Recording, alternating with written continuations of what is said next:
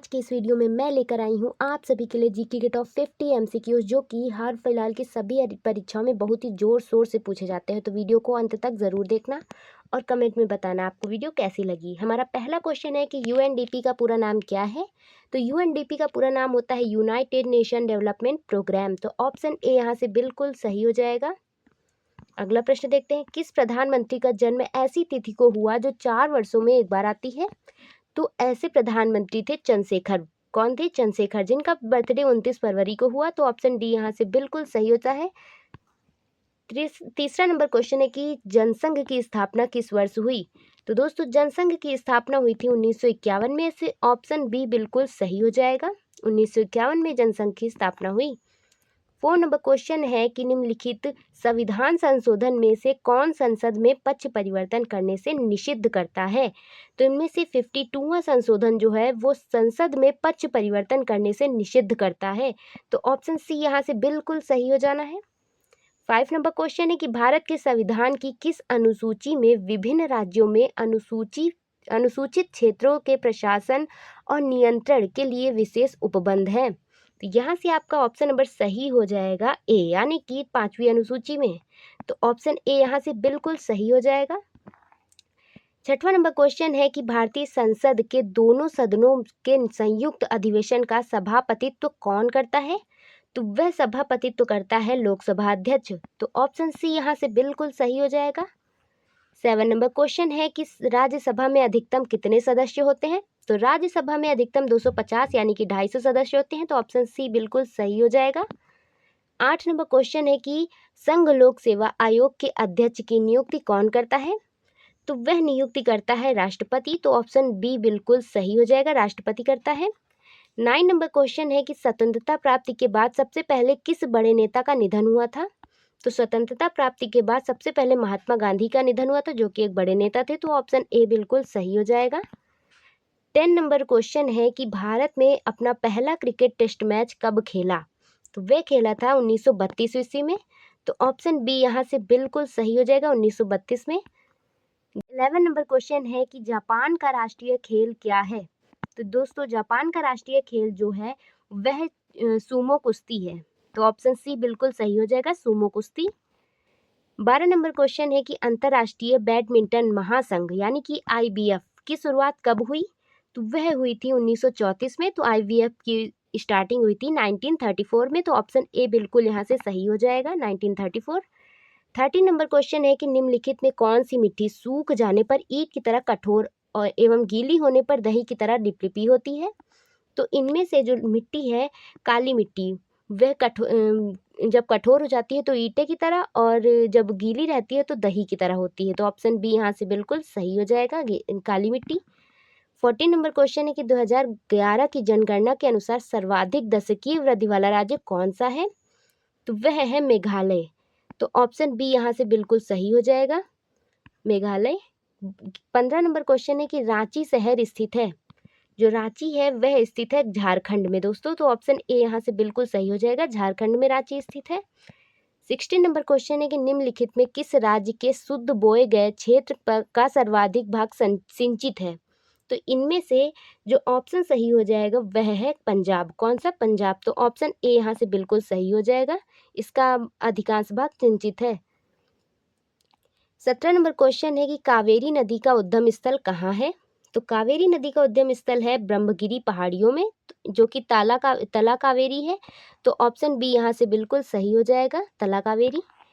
18 number question है कि निम्नलिखित में से कौन सा नगर गोमती नदी के किनारे स्थित नहीं है।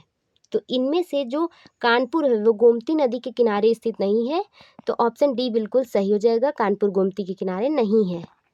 19 नंबर क्वेश्चन है कि चेन्नई की जलवायु कोलकाता की जलवायु की तुलना में गर्म क्यों होती है, जबकि दोनों स्थान समुद्र तट पर स्थित हैं।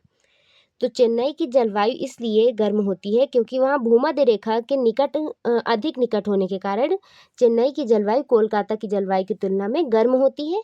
तो ऑप्शन बी यहाँ से बिल्कुल सही हो जाएगा।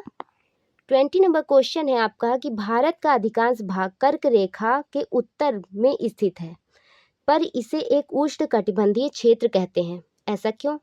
क्योंकि यह होता है अधिकांश भाग उष्ण कटिबंध में आता है यहाँ का, इसलिए इसे उष्णकटिबंधीय देश कहते हैं। तो ऑप्शन सी यहाँ से बिल्कुल सही हो जाएगा।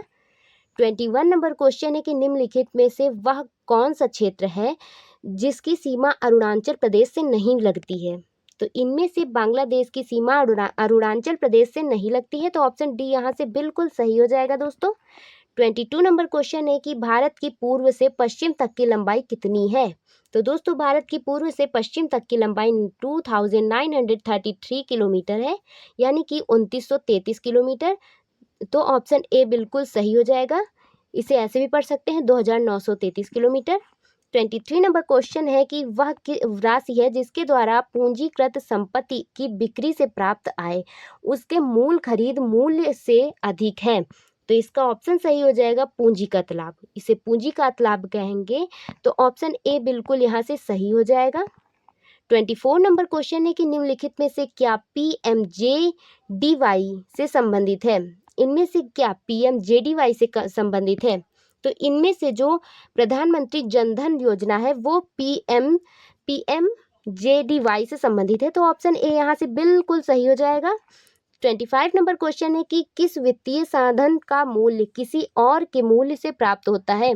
तो इसका ऑप्शन सही हो जाएगा डेरिवेटिव। कौन सा होता है? डेरिवेटिव, जो कि मूल्य से प्राप्त होता है। तो ऑप्शन बी बिल्कुल सही हो जाएगा।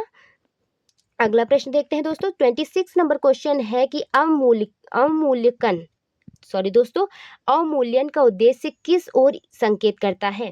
तो इसका ऑप्शन सही हो जाएगा निर्यात बढ़ाना। अवमूल्यन का उद्देश्य निर्यात बढ़ाने की ओर संकेत करता है। तो ऑप्शन बी बिल्कुल दोस्तों सही हो जाएगा। 27 नंबर क्वेश्चन है कि नई राष्ट्रीय कृषि नीति का वर्णन किस रूप में किया गया। तो नई राष्ट्रीय नीति का वर्णन कृषि विकास का रोड मैप करके किया गया है। तो ऑप्शन बी बिल्कुल सही हो जाएगा। यहाँ आपका 28 नंबर क्वेश्चन है कि निम्न भारत के उच्चतम मानव विकास सूचकांक यानी कि HDI किस राज्य में है। तो यह है दोस्तों केरल में। तो ऑप्शन बी बिल्कुल सही हो जाएगा।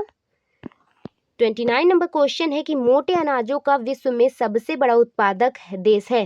मोटे अनाज सबसे ज्यादा भारत में उगाए जाते हैं। तो ऑप्शन बी यहाँ से बिल्कुल सही हो जाएगा। 30 नंबर क्वेश्चन है कि रामचरितमानस के लेखक कौन है।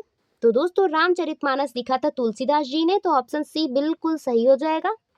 नेक्स्ट क्वेश्चन हमारा 31 नंबर क्वेश्चन है कि सबसे लंबी रेलवे प्लेटफॉर्म कहाँ है। तो दोस्तों सबसे लंबा रेलवे प्लेटफॉर्म की बात करेंगे तो वो हुबली है, जो कि सिद्धारूढ़ स्वामी जी रेलवे स्टेशन है। तो ऑप्शन सी यहाँ से बिल्कुल सही हो जाएगा। 32 नंबर क्वेश्चन है कि मिंटो मार्ले सुधार बिल किस वर्ष में पारित किया गया।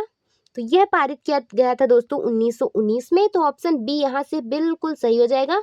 मिंटो मार्ले सुधार बिल जो है वो 1909 में पारित किया गया था। सॉरी दोस्तों पहले गलती हो गई, ऑप्शन बी बिल्कुल सही हो जाएगा। 33 नंबर क्वेश्चन है कि निम्नलिखित में से किस काल में स्त्रियों की संख्या पुरुषों की बराबर थी। तो इनमें से ऑप्शन वैदिक काल सही हो जाएगा। वैदिक काल में स्त्रियों की संख्या पुरुषों की संख्या के बराबर हुआ करती थी। तो ऑप्शन ए बिल्कुल सही हो जाएगा। 34 नंबर क्वेश्चन है कि राजा राम मोहन राय के संबंध में क्या गलत है। तो दोस्तों राजा राम मोहन राय के संबंध में जो गलत है वे आर्य समाज के संस्थापक थे, यही गलती है। तो ऑप्शन सी बिल्कुल सही हो जाएगा। 35 नंबर क्वेश्चन है कि गोवा पर पुर्तगालियों ने कब्जा किया, कब कब्जा किया था। तो दोस्तों वो 1510 में कब्जा किया था। तो ऑप्शन बी बिल्कुल सही हो जाएगा। फिर से एक बार पढ़ दूं तो गोवा पर पुर्तगालियों ने 1510 में कब्जा किया था। 36 नंबर क्वेश्चन है दोस्तों, 36 नंबर क्वेश्चन है कि एशियंट जियोग्राफी ऑफ इंडिया के लेखक कौन है।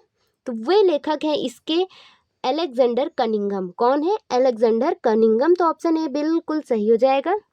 37 नंबर क्वेश्चन है कि शेरशाह की मृत्यु एक दुर्घटना के परिणाम स्वरूप हुई थी।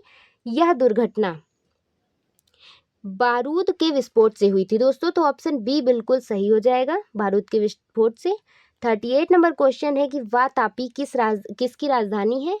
तो वातापी जो है वो राजधानी है चालुक्य की। तो ऑप्शन बी यहाँ से बिल्कुल सही हो जाएगा। 39 नंबर क्वेश्चन है कि गौतम बुद्ध द्वारा उपदिष्ट निर्वाण का अर्थ है। तो ये उपदिष्ट निर्वाण का अर्थ है मोक्ष, यानी कि जन्म मरण के चक्र से मुक्ति। तो ऑप्शन बी बिल्कुल सही हो जाएगा। 40 नंबर क्वेश्चन है कि कालीबंगन प्रसिद्ध था। 40 नंबर क्वेश्चन है कालीबंगन प्रसिद्ध था, तो वह प्रसिद्धता हड़प्पा सभ्यता के अवशेष एवं जूते हुए खेत के साक्ष्य में, तो ऑप्शन बी बिल्कुल सही हो जाएगा।